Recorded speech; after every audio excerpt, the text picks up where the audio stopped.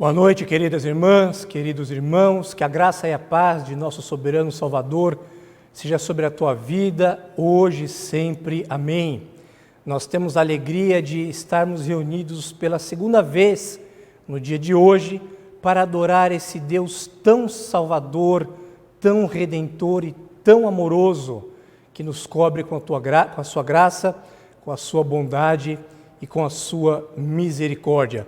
Vamos iniciar o culto desta noite fazendo a leitura do Salmo de número 139. Eu lerei os versículos 7 até ao versículo 16. Salmo de número 139, versículos 7 a 16, que assim nos diz o texto. Para onde me ausentarei do teu espírito? Para onde fugirei da tua face? Se subo aos céus, lá estás. Se faço a minha cama no mais profundo abismo, lá estás também. Se tomo as asas da alvorada e me detenho nos confins dos mares, ainda lá me haverá de guiar a tua mão e a tua destra me susterá. Se eu digo, as trevas com efeito me encobrirão e a luz ao redor de mim se fará noite, até as próprias trevas não te serão escuras. As trevas e a luz são a mesma coisa. Pois tu formaste o meu interior, tu me teceste no seio de minha mãe. Graças te dou, visto que por modo assombrosamente maravilhoso me formaste. As tuas obras são admiráveis, e a minha alma o sabe muito bem. Os meus ossos não te foram encobertos, quando no oculto fui formado e entretecido, como nas profundezas da terra. Os teus olhos me viram a substância ainda informe, e no teu livro foram escritos todos os meus dias, cada um deles escrito e determinado, quando nenhum deles havia ainda.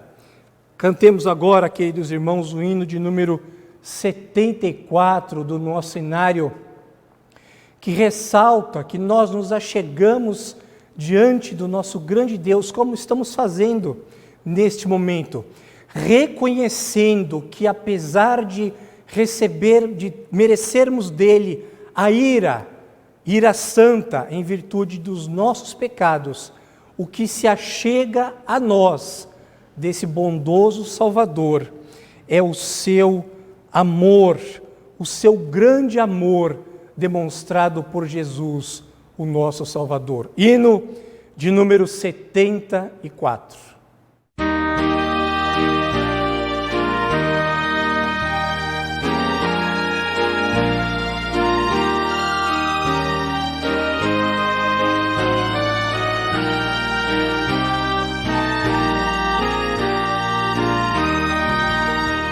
Jesus, Senhor, me achego a ti, tua ira santa mereci, o teu favor me estende aqui, aceita um pecador. Eu venho como estou, sim, venho como estou, porque Jesus por mim morreu. Eu venho como estou, as minhas culpas grandes são, mas tu que não morreste em vão, me podes conceder perdão. Aceita um pecador. Eu venho como estou, sim, venho como estou, porque Jesus por mim morreu. Eu venho como estou.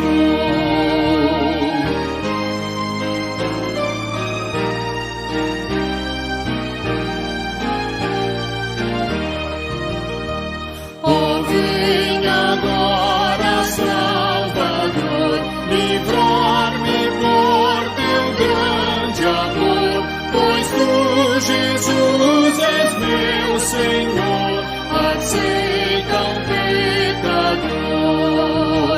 eu venho como estou. Sim, venho como estou, porque Jesus por mim morreu. Eu venho como estou. Amém.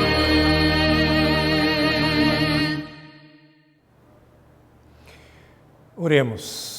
Senhor, a nossa oração no início desse culto é essa, ó Deus, que o Senhor nos aceite, mas não nos aceite pelas nossas próprias obras, porque as nossas obras e os nossos melhores atos estão manchados pelo pecado. O nosso culto, Senhor, está manchado pelo pecado, mas nós te pedimos que o Senhor o aceite pelos méritos, pela obra meritória de Cristo Jesus. É assim, ó Deus, que nós sabemos que o Senhor nos aceita, quando o Senhor olha para nós através dos olhos de Jesus Cristo, teu Filho, nosso Salvador, o Senhor nos recebe como filhos queridos, como filhos amados. O Senhor olha para nós, ó Deus, e apesar dos nossos erros, das nossas falhas e de nossa natureza má, pecaminosa, o Senhor nos aceita e nos recebe, e faz isso, o Senhor, de braços abertos. E não joga na nossa cara os nossos pecados, mas o Senhor, quando nos arrependemos verdadeiramente, o Senhor lança-os no mais profundo do mar, lança-os no mar do esquecimento, e o Senhor nos abraça.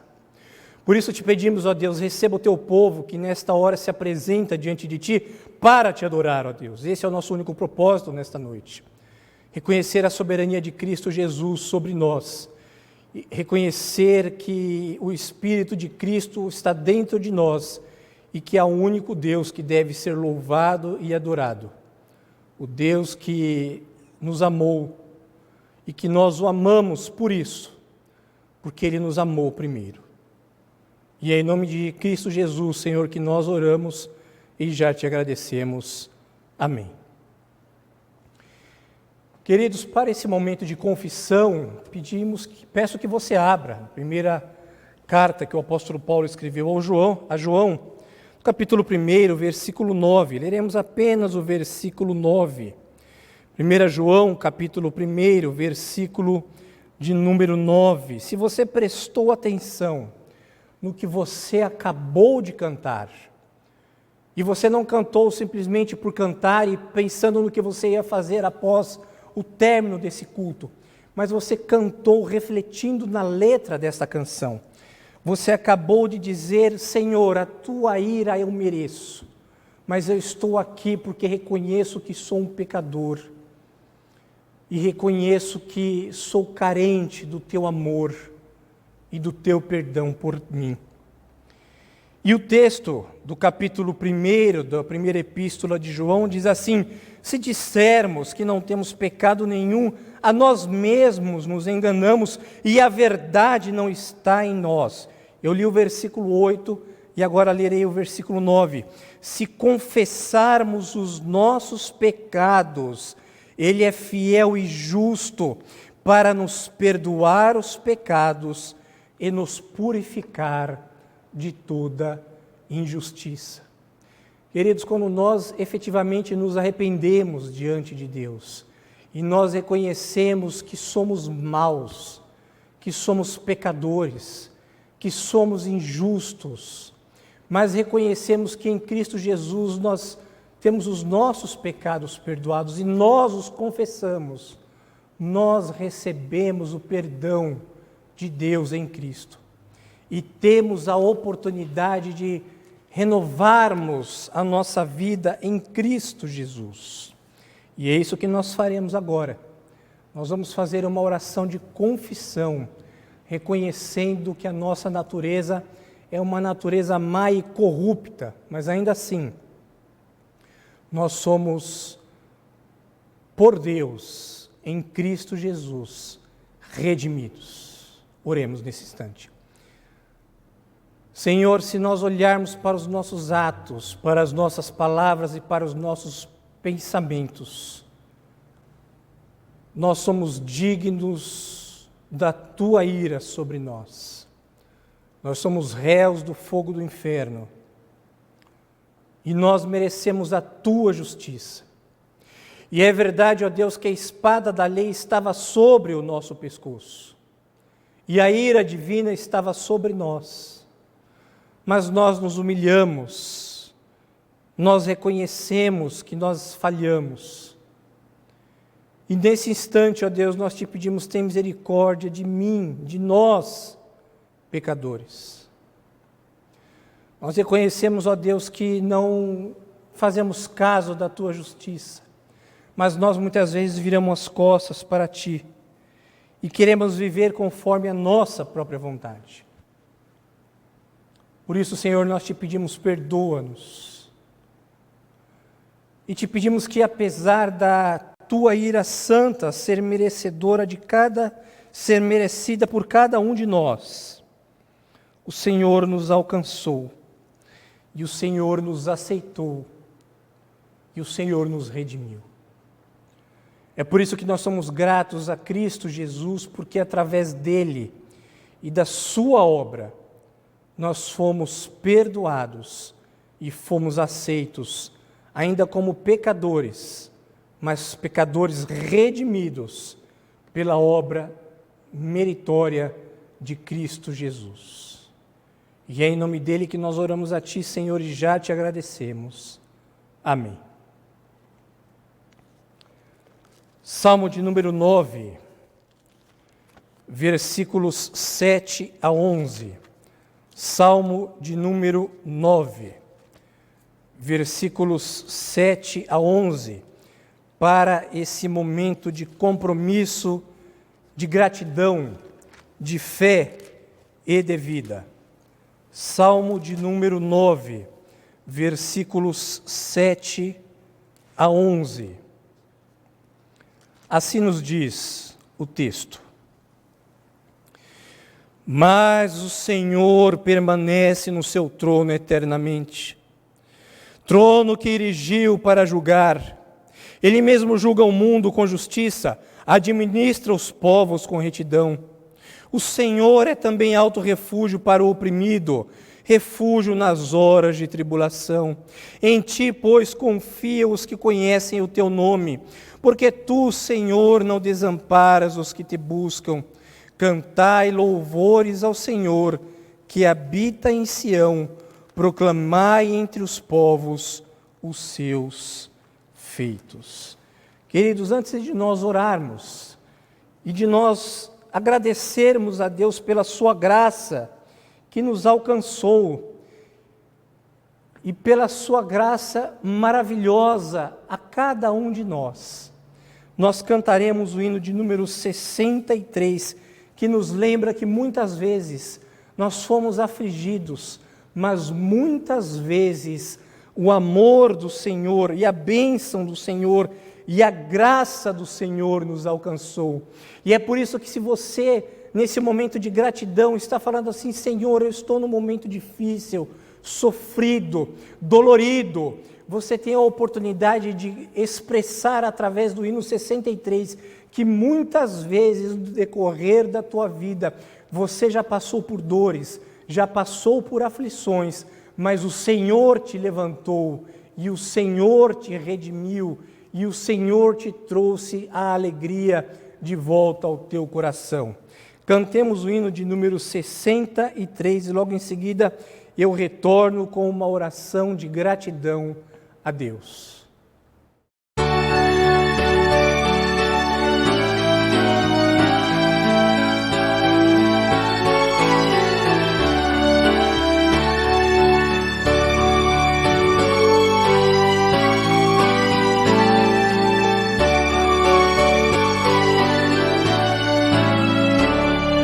Se da vida as vagas procelosa são, se com desalento julgas tudo vão, contas muitas bênçãos, dize-as de uma vez, e verás surpreso quanto Deus já fez. Quantas bênçãos, dize quantas são, recebidas da divina mão.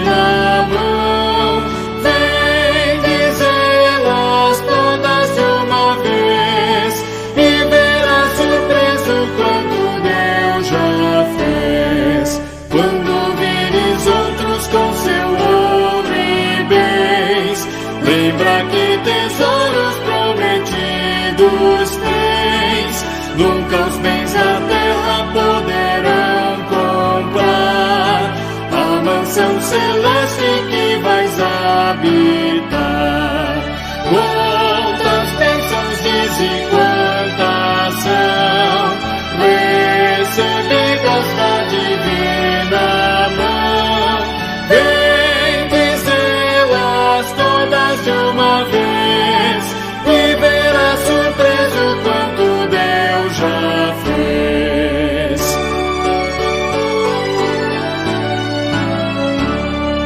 Seja o teu combate longo ou breve aqui, não te desanimes, Deus será por ti. Seu divino auxílio ignorando o mal, te dará consolo e galardão final. Quantas bênçãos diz e quantas são recebidas da divina mão. Vem dizê-las todas de uma vez e verás surpreso quanto Deus já fez. Agradeça a Deus por tudo quanto Ele tem feito por você nesse momento. Senhor, a Tua palavra nos diz que o Senhor é um alto refúgio para o oprimido, refúgio nas horas de tribulação. Mas, meu Deus, existem pessoas que nesse momento estão passando por momentos difíceis. Estão passando por um momento em sua vida que falam assim: eu não tenho, Senhor, como te agradecer por causa da dor do meu sofrimento. Senhor, nesse momento de gratidão a Ti, ó Deus, muitos estão passando pela dor da doença física, da doença espiritual, do luto. E eles podem, no mais íntimo do seu coração, estar falando: Senhor, como que eu vou te agradecer? Que o Senhor possa lembrá-los, ó Deus, que os momentos de aflição, que os momentos de dores, que os momentos de lutas não devem nos fazer esquecer pelas bênçãos, conforme nós cantamos agora, por tudo aquilo que já aconteceu de bom conosco no passado, Senhor.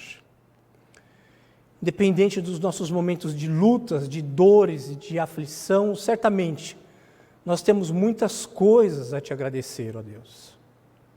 Temos muito a dobrar os nossos joelhos, curvar a nossa fronte e dizer: Senhor, obrigado. E certamente o principal de todos os motivos é o fato de termos sido chamados para fazermos parte da família de Deus, de termos os nossos pecados perdoados e de termos novamente paz, paz, paz com Deus. Conduza-nos, ó Deus, para que todos os nossos atos, todas as nossas palavras, todos os nossos pensamentos sejam atos de gratidão a Ti. Nós oramos a Ti em nome de Jesus e já te agradecemos. Amém. Queridos, nós vamos agora preparar o nosso coração para a exposição do texto e vamos preparar o nosso coração ouvindo uma canção com a nossa querida irmã Paulinha. Peça para que o Senhor fale com você. Peça para que o Deus soberano fale de uma maneira especial a tua vida nesta noite.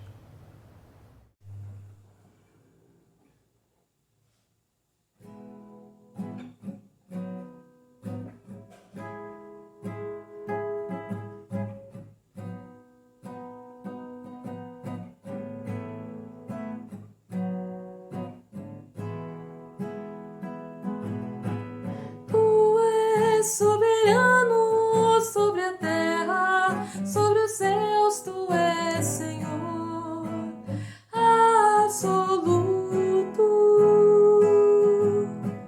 Tudo que existe acontece, tu sabes muito bem. Tu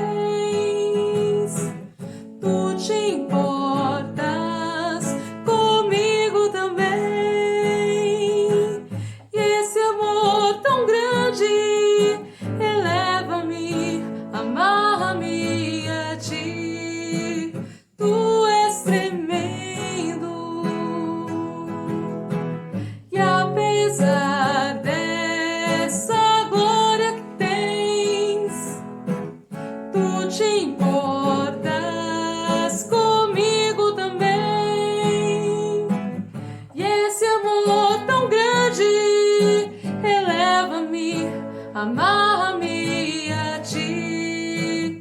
Tu és tremendo, e esse amor tão grande eleva-me, amarra-me a ti. Tu és tremendo.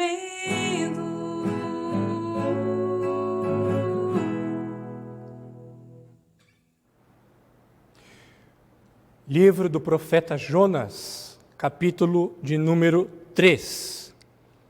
Nos 2 domingos anteriores, nós fizemos a exposição do capítulo 1, semana passada do capítulo 2, e hoje exporemos o capítulo 3. É evidentemente que não temos tempo para abordar todas as riquezas que o livro de Jonas traz para nós, mas alguns pontos nós vamos destacar, e hoje faremos isso no livro de Jonas, capítulo de número 3. Como sempre, peço que você mantenha a tua Bíblia aberta para que nós voltemos ao texto na exposição do mesmo. Jonas, capítulo de número 3, assim nos diz: Veio a palavra do Senhor, segunda vez a Jonas, dizendo: Dispõe-te, vai à grande cidade de Nínive, e proclama contra ela a mensagem que eu te digo. Levantou-se, pois, Jonas e foi a Nínive, segundo a palavra do Senhor. Ora, Nínive era cidade muito importante diante de Deus, e de 3 dias para percorrê-la. Começou Jonas a percorrer a cidade, caminho de um dia, e pregava e dizia: ainda 40 dias e Nínive será subvertida. Os ninivitas creram em Deus e proclamaram jejum e vestiram-se de pano de saco, desde o maior até o menor. Chegou esta notícia ao rei de Nínive. Ele levantou-se do trono, tirou de si as vestes reais, cobriu-se de pano de saco e assentou-se sobre cinza. E fez-se proclamar e divulgar em Nínive, por mandado do rei e seus grandes: nem homens, nem animais, nem bois, nem ovelhas provem coisa alguma, nem os levem ao pasto, nem bebam água, mas sejam cobertos de pano de saco, tanto os homens como os animais, e clamarão fortemente a Deus. E se converterão cada um do seu mau caminho e da violência que há nas suas mãos. Quem sabe se voltará a Deus e se arrependerá e se apartará do furor da sua ira, de sorte que não pereçamos? Viu Deus o que fizeram, como se converteram do seu mau caminho. E Deus se arrependeu do mal que tinha dito lhes faria, e não o fez.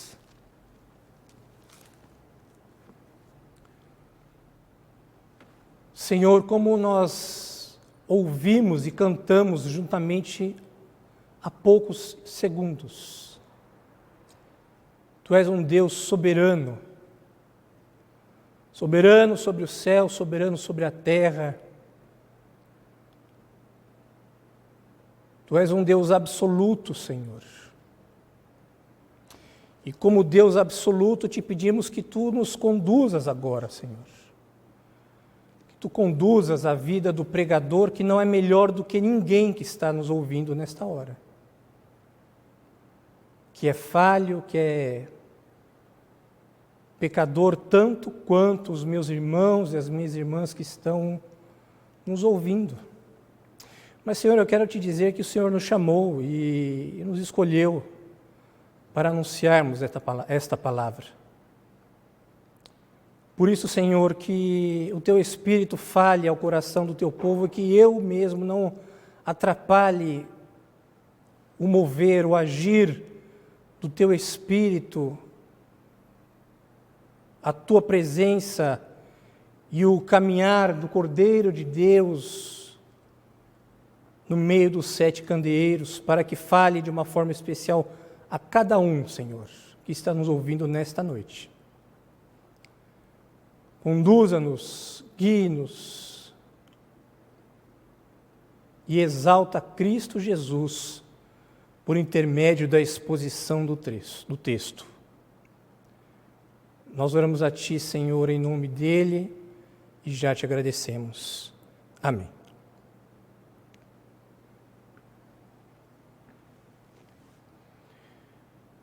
Diversos pregadores têm marcado a história da igreja como grandes evangelistas. John Wycliffe, um dos primeiros homens que se dedicaram a colocar as Escrituras à disposição dos homens comuns. João Calvino, um dos maiores expositores da Bíblia, que pregava as Escrituras de uma forma progressiva, expositiva, e expunha o texto e falava do texto linha por linha. João Knox, que tinha como fama por colocar a sua alma todas as vezes que ele pregava sobre o texto das Sagradas Escrituras, e muitos outros homens que incendiavam os púlpitos, como por exemplo Charles Haddon Spurgeon, que ficou conhecido na história como o príncipe dos pregadores. E mais recentemente, Martin Lloyd-Jones, próprio Billy Graham, que faleceu recentemente. E é claro que nesta simplória lista de pouquíssimos exemplos, nós acabamos fazendo injustiça por não mencionar muitos outros nomes que fizeram história como grandes pregadores. George Whitefield, que conduziu e ajudou a sustentar o grande despertamento da igreja, considerado como o maior despertamento já visto na igreja, sendo precedido por apenas um homem, como um grande avivalista. E este homem foi Jonas, que pregou na cidade de Nínive e fez com que toda a cidade e estado se arrependesse. Se você ouviu as pregações anteriores, eu tenho certeza que você se lembra dos temas das mensagens dos domingos passados. O tema do primeiro capítulo de Jonas foi: não fuja da responsabilidade. O tema da segunda mensagem, do segundo capítulo, baseado em Jonas de número 2, foi tratando com o fujão. E agora, o terceiro capítulo, o tema da mensagem de hoje é o Deus misericordioso. Tema da mensagem de hoje, Jonas capítulo 3, o Deus misericordioso. E a pregação que Jonas faz para essa cidade, segundo as Escrituras nos apresentam, ela é exposta no finalzinho do versículo 4. E nós ficamos imaginando aqui aquele profeta pregando para um povo o qual ele não queria que se convertesse, mas o texto nos fala que ele ia caminhando pela cidade de Nínive, e ele diz àquela cidade, e percorria por aquela cidade, e dizia assim: ainda 40 dias, e Nínive será subvertida. Por isso, meus irmãos, quando nós olhamos os versículos 1 e o versículo 2 do texto, nós ficamos impressionados, porque os versículos 1 e 2 dizem assim: veio a minha palavra do Senhor segunda vez a Jonas, dizendo: dispõe-te, vai à grande cidade de Nínive e proclama contra ela a mensagem que eu te digo. E o texto, que o tema nos diz, nos apresenta um Deus misericordioso. Em primeiro lugar, nós vemos que o Deus misericordioso é um Deus soberano. O Deus misericordioso é um Deus soberano, exatamente como nós cantamos agora há pouco: tu és soberano sobre a terra, sobre os céus tu és Senhor absoluto. Por que nós dizemos que o Deus misericordioso é um Deus soberano? Porque se nós retornarmos do versículo 2 do primeiro capítulo, nós vemos que Deus dá uma ordem para Jonas, dizendo: desponte, vai à grande cidade de Nínive e clama contra ela, porque a sua malícia subiu até mim. Mas você se lembra, se você assistiu a mensagem ou se você conhece a história, você se lembra que quando Jonas vai para o porto de Jope, ao invés de ele embarcar para Nínive, ele embarca para Tarsis. E ele procura fugir da ordem que o Senhor havia dado para ele. E o navio que ele toma, ele é açoitado, é sobre o navio que Jonas está tomado por uma grande tempestade. E os marinheiros clamam aos seus deuses, posteriormente clamam até ao Deus de Jonas, mas eles lançam sortes para descobrir de quem era a culpa, e a culpa recai sobre Jonas, que é lançado sobre o mar, que é tragado por um grande peixe, e que faz uma oração relatando o seu arrependimento, e Deus ordena ao grande peixe, que vomite a Jonas, não novamente em pleno alto mar, mas Deus ordena ao peixe que vomite a Jonas em plena terra firme. E o Deus misericordioso, queridos, ele é soberano, porque vejam que ele havia dado uma ordem para Jonas, que Jonas não havia obedecido. Mas dessa vez, Jonas obedeceu. Mas vejam que em nenhum momento, e isso é muito interessante, em nenhum momento o texto não diz que Jonas ficou mais receptivo à mensagem do Senhor. Jonas apenas obedece. Jonas apenas leva a mensagem do arrependimento ninivita. Nós falaremos mais sobre isso na semana que vem, por ocasião do capítulo 4, mas Jonas ele não fica mais receptivo à mensagem. Ele viu que não tinha como, porque Deus é soberano, então ele simplesmente obedece. Cai aqui a ficha de Jonas. E ainda que ele nutrisse qualquer sentimento oposto à ordem do Senhor, ele vai ao povo de Nínive, porque ele sabia que o povo de Nínive era um povo tremendamente mau. Nós já dissemos isso anteriormente, que os povos, quando eram conquistados pelos ninivitas, eles tinham as partes dos seus corpos, braço, perna, orelha, olhos arrancados, eram fincados em suas narinas uma espécie de haste para que eles pudessem ser puxados por cordas, ou seja, eles eram mutilados, e por isso Jonas sabia que o povo de Nínive era um povo tremendamente mau, e ainda assim ele vai e contra a sua própria vontade. O versículo 4 diz, do capítulo 3, começou a Jonas a percorrer a cidade, caminho de um dia, e pregava e dizia: ainda 40 dias, Nínive será subvertida. É por isso, meus queridos, que quando nós olhamos para esse Deus misericordioso, e nós vemos que o Deus misericordioso, ele, em primeiro lugar, ele é soberano, mas em segundo lugar, o Deus misericordioso também é generoso, ainda que sejam com pessoas más. Vejam o que diz o versículo 5 até o versículo 9 do capítulo 3. Os ninivitas creram em Deus e proclamaram um jejum, e vestiram-se de pano de saco, desde o maior até o menor. Chegou esta notícia ao rei de Nínive. Ele levantou-se do seu trono, tirou de si as vestes reais, cobriu-se de pano de saco e assentou-se sobre cinza. E fez-se proclamar e divulgar em Nínive, por mandado do rei seus grandes, nem homens, nem animais, nem bois, nem ovelhas, provem coisa alguma, nem os levem ao pasto, nem bebam água. Mas sejam cobertos de pano de saco, tanto os homens como os animais, e clamarão fortemente a Deus, e se converterão cada um do seu mau caminho, e da violência que há nas suas mãos. Quem sabe se voltará a Deus e se arrependerá e se apartará do furor da sua ira, de sorte que não pereçamos?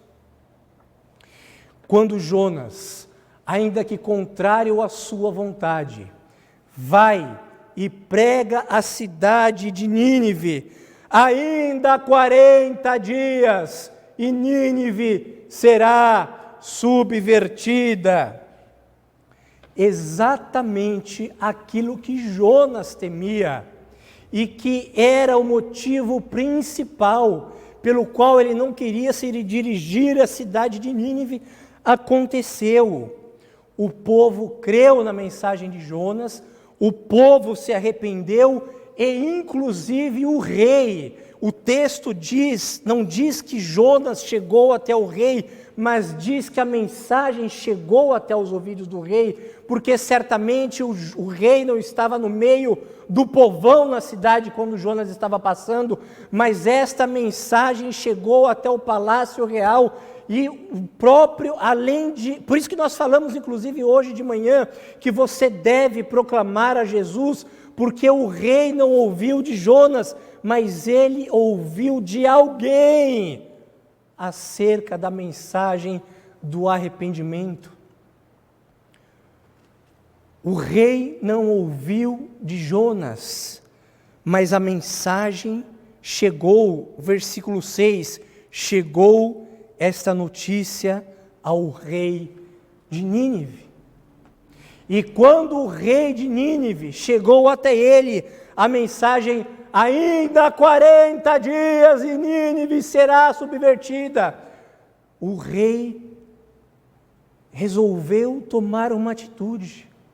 E ele não apenas se arrependeu das suas maldades, mas ele determinou que todos os seus súditos também deveriam dar demonstrações de arrependimento. Eu não sei se você sabe, se você já ouviu falar como era a postura de um rei dos dias de antigamente, mas ele tinha absolutamente todo o poder em suas mãos.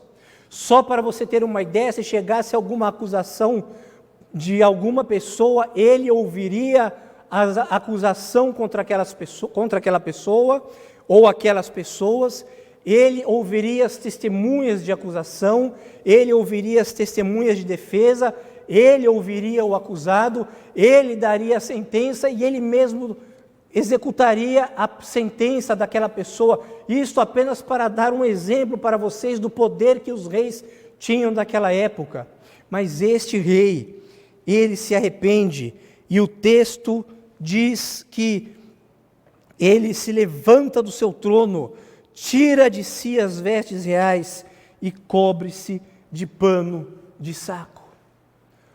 O rei de Nínive, um homem tremendamente mau, desumano, tirano, arranca suas vestes, provavelmente tira a coroa de sua cabeça e se assenta em cinzas, representando um ato de total arrependimento pelos seus atos, porque Deus permite que a sua mensagem chegue a todas as pessoas, até as piores e mais malévolas pessoas que existam, porque Deus é um Deus generoso.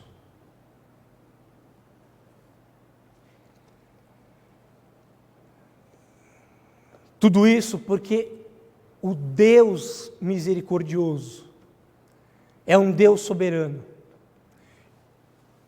é um Deus generoso.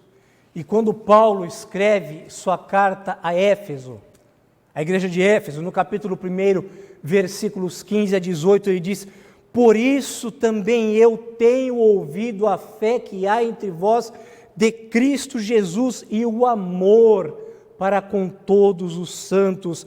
É por isso que eu não cesso de orar por vós, não cesso de dar graças a Deus por vós nas minhas orações, fazendo menção de vós, para que o Deus de nosso Senhor, o Deus Pai vos conceda espírito de sabedoria e revelação no pleno conhecimento dele, iluminando os olhos do vosso coração, para saberdes qual é a esperança do seu chamamento. Paulo sabia que a mensagem de Deus havia chegado à igreja de Éfeso, porque Deus é um Deus generoso. E para essa generosidade, Deus faz com que aqueles que recebem essa mensagem, ainda que sejam maus, ainda que sejam pessoas que tenham cometido atrocidades em suas vidas, e ainda que sejam pessoas que nós olhamos e dizemos assim: como que esse camarada agora diz que é crente?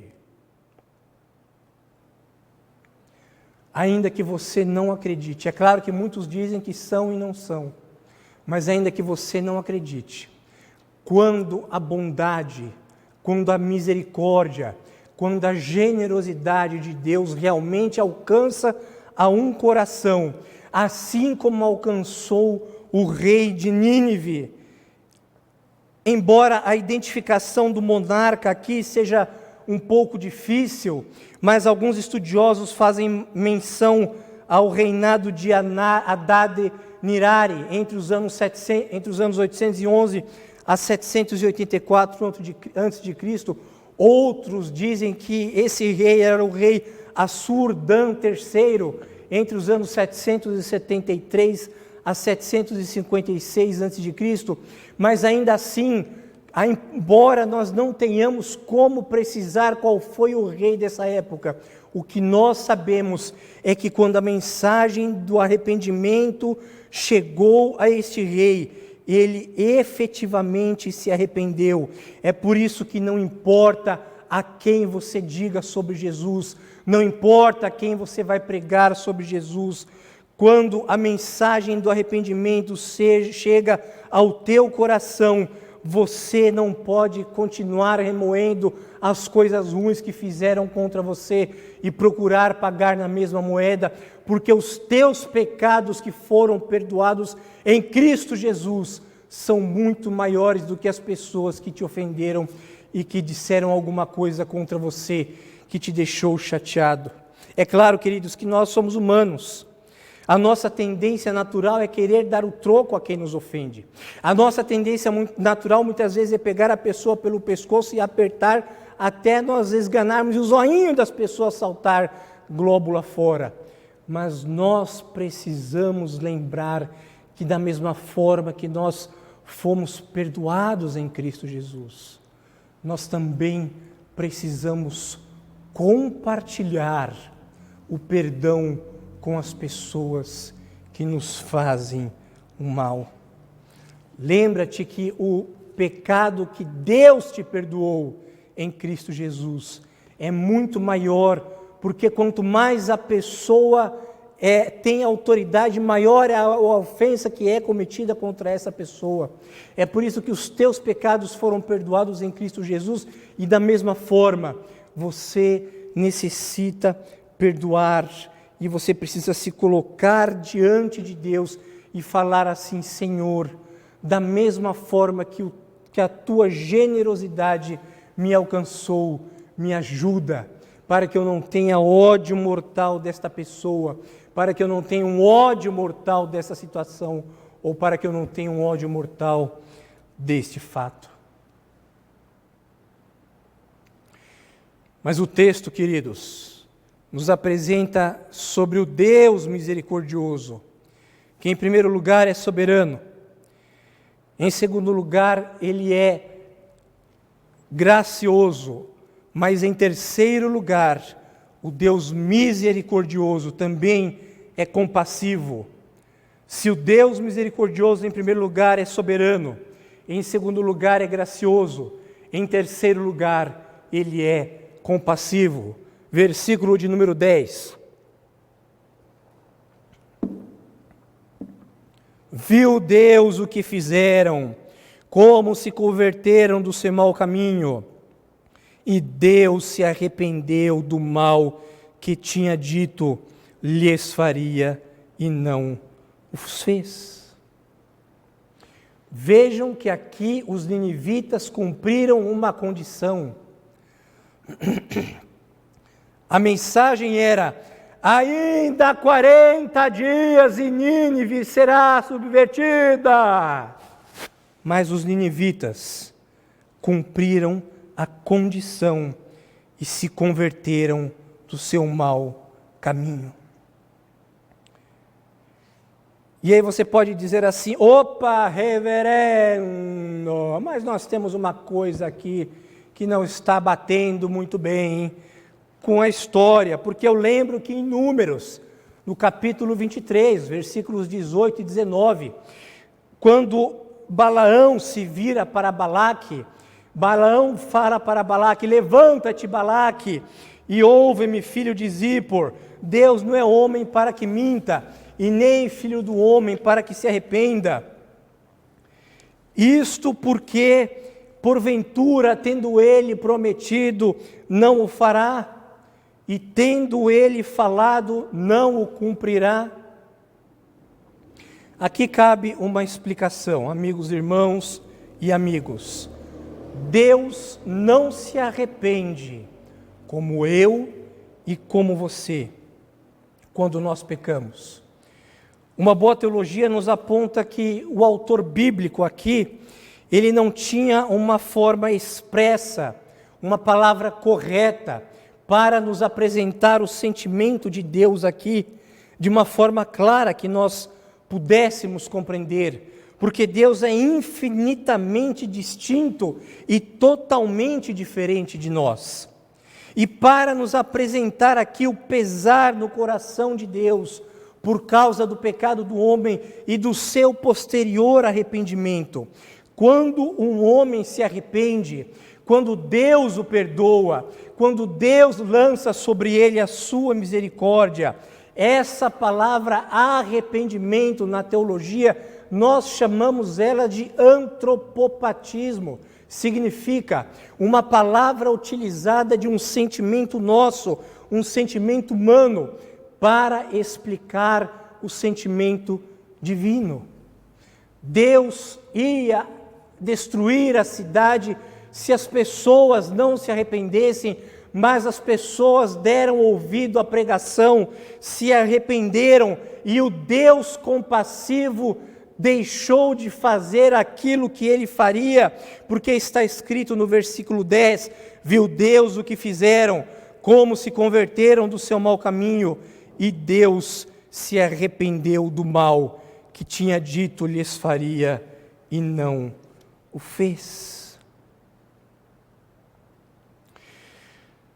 Queridos, Deus deu o maravilhoso Redentor, Jesus o Cristo, para morrer no teu e no meu lugar.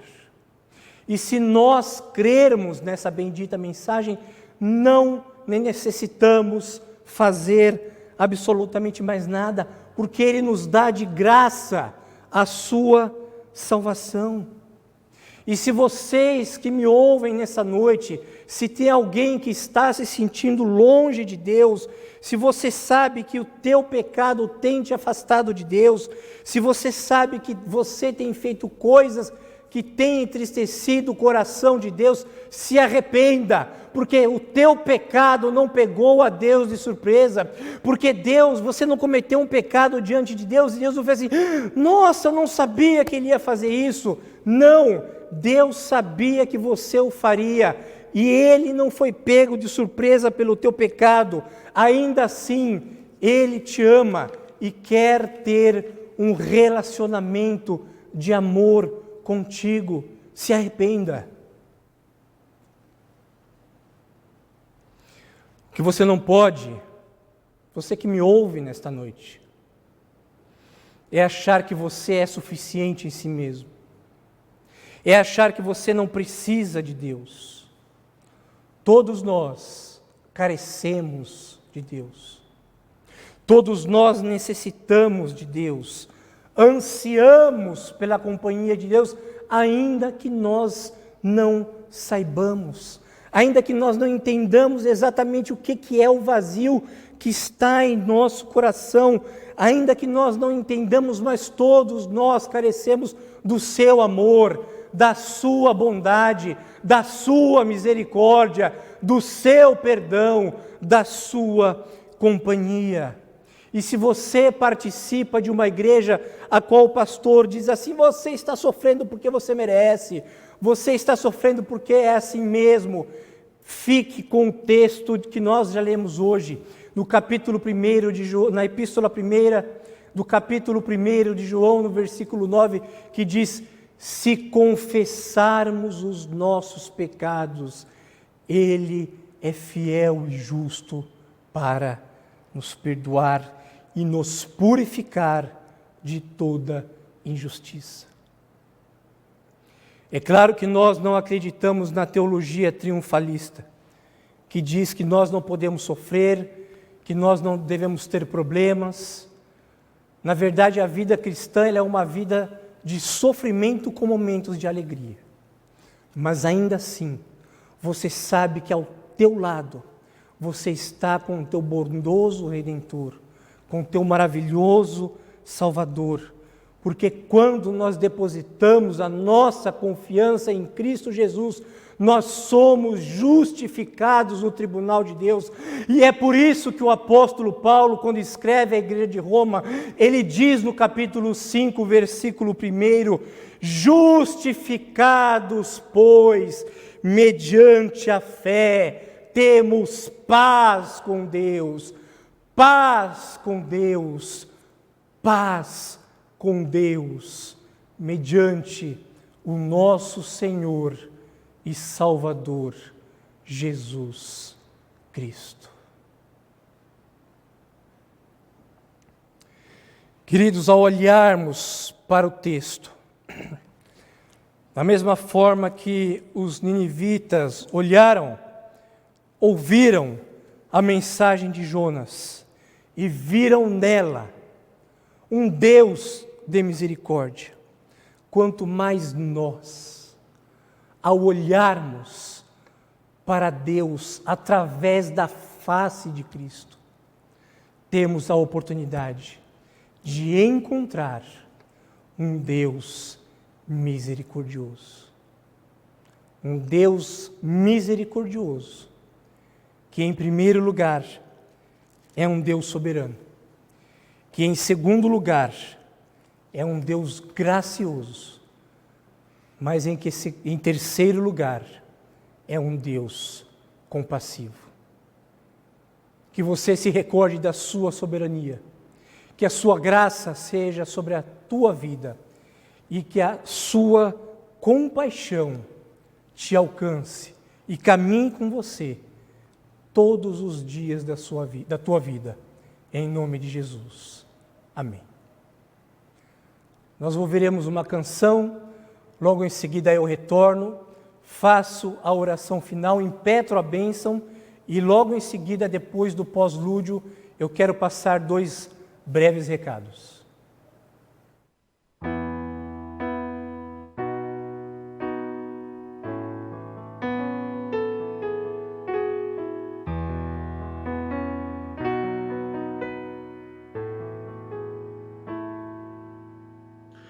Luz do mundo vieste à terra para que eu pudesse te ver. A tua beleza me leva a adorar-te. Quero contigo viver.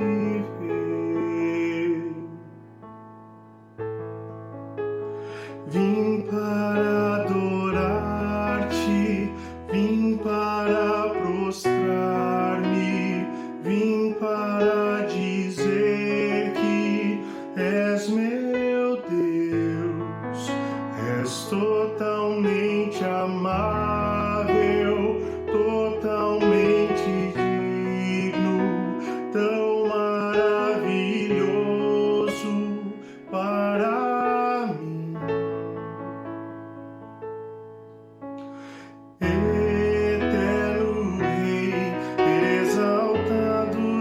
nas alturas, glorioso nos céus. Humilde vieste à terra que criaste, e por amor pobre se fez.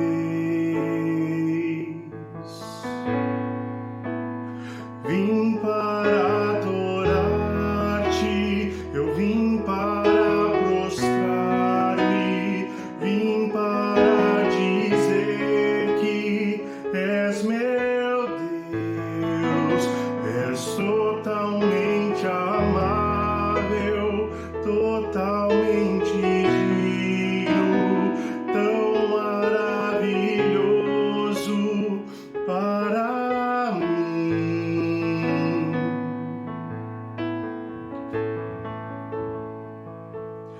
Eu nunca saberei o preço dos meus pecados lá na cruz. Eu nunca saberei o preço dos meus pecados lá na cruz. Eu nunca saberei o preço dos meus pecados lá na cruz. Eu nunca saberei o preço dos meus pecados lá na cruz. Vim para adorar-te, vim para prostrar-me, vim para dizer que és meu Deus, és totalmente amável, totalmente digno, tão maravilhoso para mim.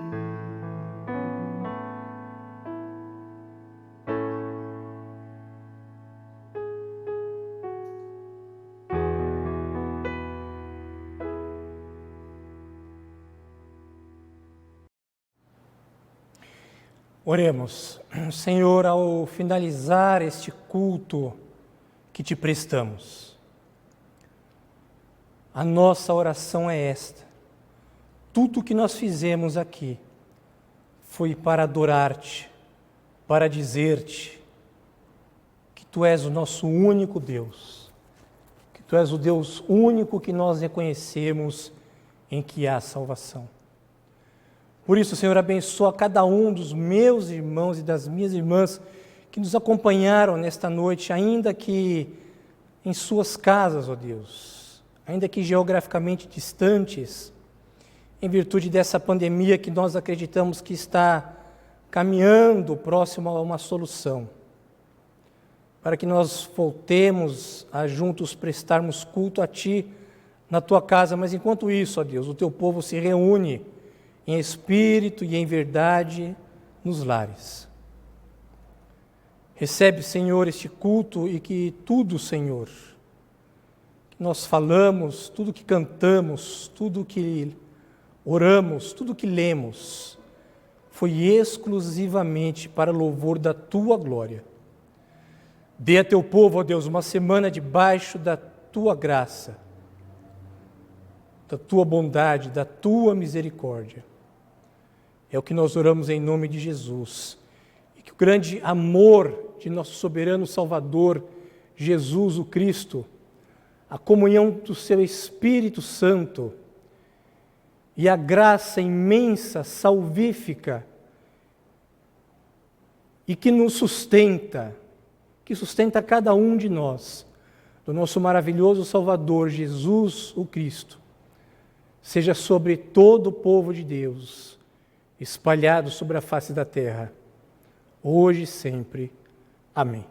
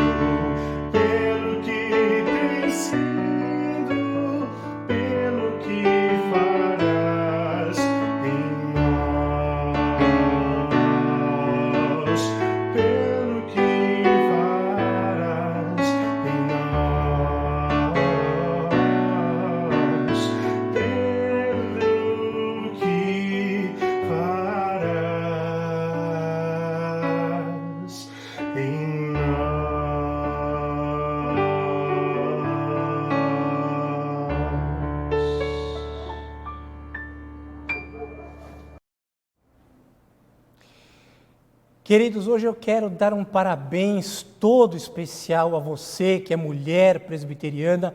Hoje é o dia da mulher presbiteriana, então você que é mulher, que é presbiteriana, que Deus te abençoe, parabéns, que Deus te conduza. E eu preciso também, queridos, na semana passada, preciso aqui reconhecer uma falha, na semana passada foi o dia do homem presbiteriano, e apesar dos recados que nós passamos, o vosso pastor esqueceu de dar os parabéns. Mas isso não é porque ele não ama o homem presbiteriano, não se trata disso, se trata porque o pastor também é falho, viu, queridos? O pastor também erra, e eu reconheço aqui o meu erro, mas quero dizer que todos os homens presbiterianos recebam o meu abraço e o meu parabéns em virtude do Dia do Homem Presbiteriano que foi comemorado na semana passada. Homem e mulher presbiteriana, mulher e homem presbiterianos, parabéns, Deus te abençoe e Deus dê a todos vocês uma semana abençoadíssima, em nome de Jesus, amém.